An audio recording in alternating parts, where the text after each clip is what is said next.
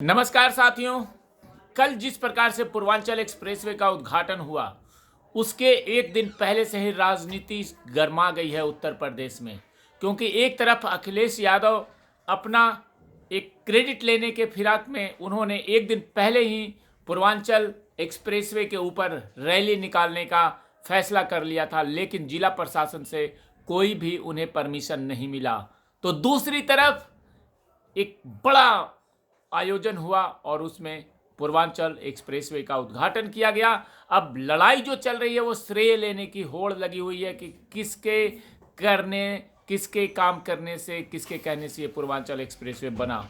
तो अब ये देखना है कि ये लड़ाई किस हद तक पहुंचती है। लेकिन इतना तो जान लीजिए कि योगी आदित्यनाथ के कार्यकाल में जिस प्रकार से उत्तर प्रदेश में कार्य हो रहे हैं और विकास अपनी गति छू रही है, उससे तो ये साफ पता चल रहा है कि विरोधियों के दिमाग खराब हो रखे हैं, विरोधियों के पैर उखड़ गए हैं। लेकिन मैं आज आपको पूर्वांचल एक्सप्रेसवे के जो जिले, जो उत्तर प्रदेश और बिहार को जो फ़ायदा पहुंचने वाला है वो बताने वाला हूं।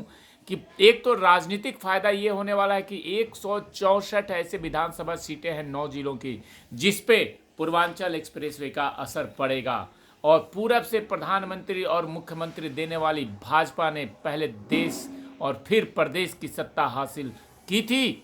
अब 2022 के चुनाव में भाजपा पूर्वांचल एक्सप्रेसवे के जरिए अपना जो वर्चस्व है वो बढ़ाना चाहता है, क्योंकि पश्चिमी यूपी में किसान आंदोलन से कुछ थोड़ा बहुत नुकसान होता हुआ दिख रहा है। तो दूसरी तरफ पूर्वांचल एक्सप्रेसवे का उद्घाटन करके वहाँ की आम जनता को जो सहूलियत मिलेगी, दिल्ली और लखनऊ से जो उनकी कनेक्टिविटी बढ़ेगी, तो ये एक तरह से अलग तरीके से साधने की कोशिश हुई है। क्योंकि पूर्वांचल एक्सप्रेसवे बनने से बिहार के लोगों को भी बहुत ज़्यादा फायदा होने वाला है। और जैसे जैसे ये पूर्वांचल एक्सप्रेसवे का माहौल गर्म होता जा रहा है, वैसे वैसे राजनीति भी अपने चरम पे पहुंच चुकी है।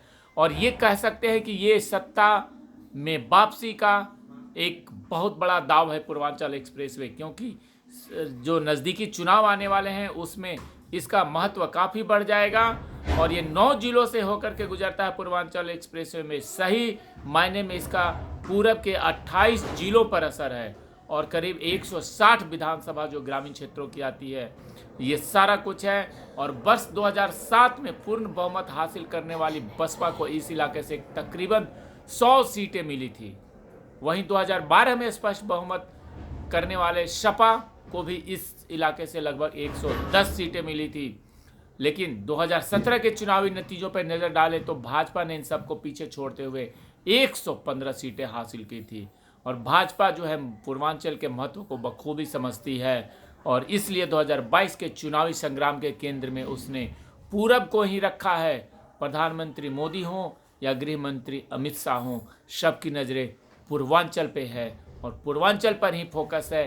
और अब देखना है कि उत्तर प्रदेश की राजनीति किस करवट बदलती है और आने वाले चुनाव में इसका कितना असर पड़ता है।